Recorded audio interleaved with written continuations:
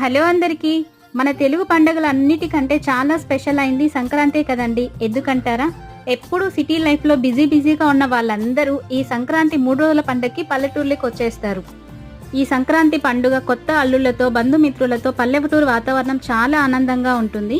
ప్రతి సంవత్సరం మా పాప మాత్రమే ఇలా గోరింటాకు పెట్టుకునేది. ఇవాళ మా బాబు కూడా గోరింటాకు పెట్టమన్నాడు. వాళ్ళిద్దరి చేతులు మాత్రం చాలా ఎర్రగా పండాయి. నా చెయ్యి మాత్రం నల్లగా పండింది.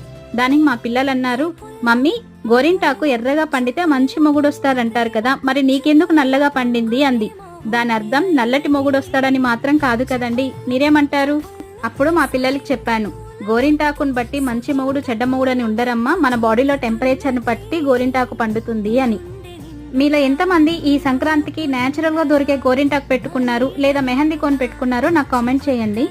మా ఊర్లో చెరుకాకుతో వేసే భోగి మంటలు ఎలా ఉంటాయో నెక్స్ట్ వీడియోలో అప్లోడ్ చేస్తాను, చూస్తూ ఉండండి.